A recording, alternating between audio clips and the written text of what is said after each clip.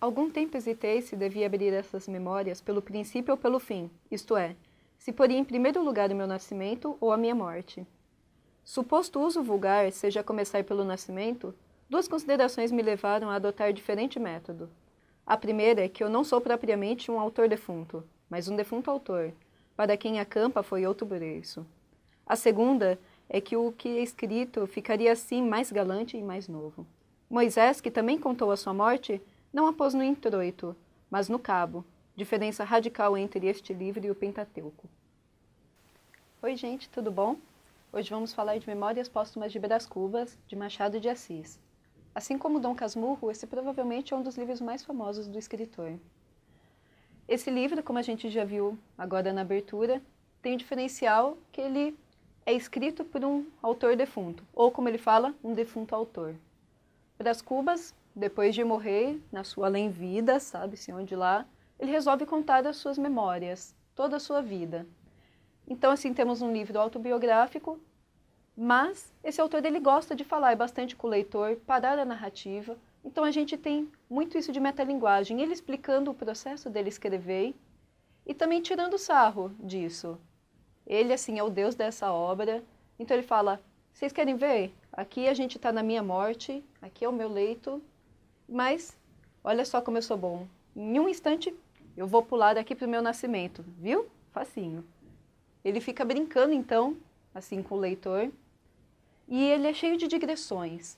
Ele está num ponto da história, mas ele não gosta de seguir ela linearmente. Então ele pula para outro ponto, seja lá no futuro ou no passado, para depois assim voltar para a história normal.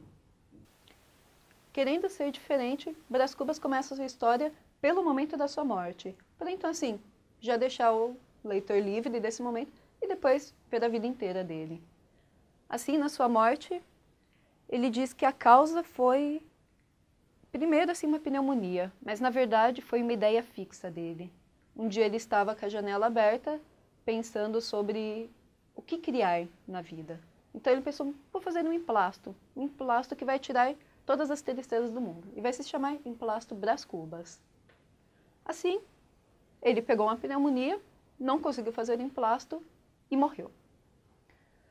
O que é interessante notar aqui é que desde o começo a gente já vai ter uma noção do personagem. Ele fala sobre essas ideias fixas e ele nunca consegue realizar exatamente isso. Então, ele queria fazer desse emplasto, primeiro para ganhar assim, um lucro, mas também para o bem da humanidade, e segundo, em nome da glória. Uma característica muito firme desse personagem é ele querer a glória, é buscar o sucesso de todas as formas, mas ele nunca vai conseguir isso. Só que o autor dele não vai deixar cair, assim, a pose dele de rico e firme. Ele vai sempre fazer uma piada com as situações dele. Mas, se vocês forem percebendo, vão ver que ele é uma pessoa um pouco frustrada por não ter conseguido realizar nada na vida. Então, a partir da morte dele, ele pula para o nascimento. Brás Cubas é o segundo filho da família Cubas, ele tem uma irmã mais velha, então ele foi recebido assim com grande festa pelo pai, porque tinha finalmente um herdeiro para toda a herança da família. Assim, o pai de Brás começou a fazer vários sonhos para o filho e almejava principalmente a vida política para o menino. Então, ele começou a educar o menino para esse fim. Brás era um menino muito inteligente, mas também era uma peste. E o pai dele fazia vista grossa para todas as traquinagens do menino, porque é do orgulho da família. Ele ia ser o auge da família Cubas. Dessa forma, Brás cresceu mimado, espoleta, e como adolescente, assim, ele não tinha tanto gosto por estudo e começou a ter suas primeiras paixonites. Uma delas foi Marcela, que era uma prostituta. E ele começou assim a comprar joias, vestidos, tudo com o dinheiro da família para ir conquistando ela. E conquistou realmente Marcela. Segundo ele, Marcela amou por 15 meses e 11 contos de réis. O pai ficou louco da vida, porque isso é muito dinheiro. Falou, olha, até então fazia vista grossa para isso, porque é coisa normal de menino, mas está sendo demais. Você tem que tomar um rumo na sua vida, então você vai estudar lá em Portugal.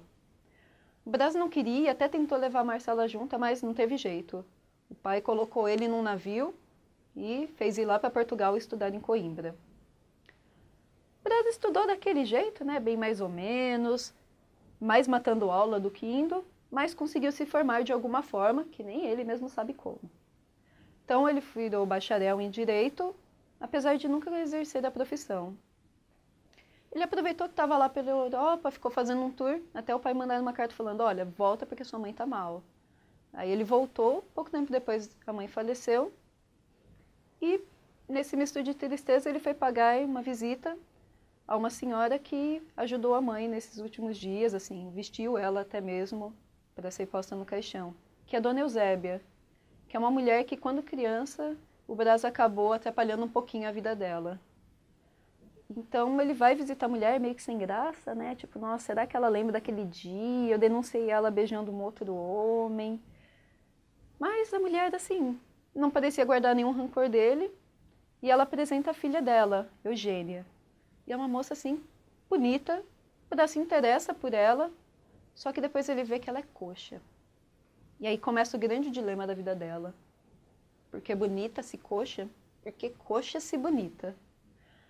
Eles começam a ter um relacionamento, mas não vai muito pra frente porque a Eugênia percebe que o Brás não gosta dela de verdade, que provavelmente não vai querer assumir ela para a sociedade por causa da deficiência.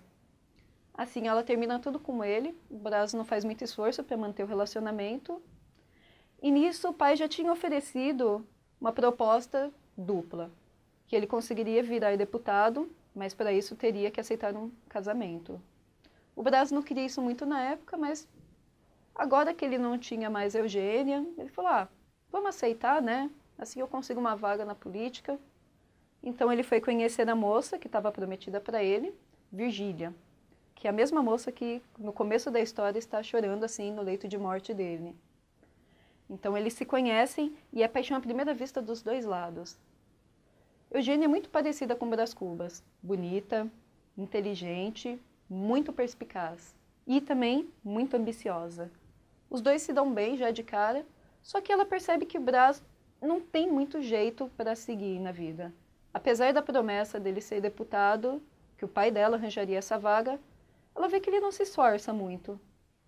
Assim, quando aparece um outro pretendente, Lobo Neves, ela começa a jogar um pouquinho de charme para ele, pedindo assim, colocações políticas, e ele fala, olha, eu não te dou o título de baronesa, eu te dou o título de marquês um dia, porque eu quero ser marquês. E nisso, Brás Cubas viu que ele já tinha perdido totalmente a Virgília, e assim ela casou-se com Lobo Neves, porque ele tinha mais jeito para a política e daria uma posição melhor na sociedade para ela.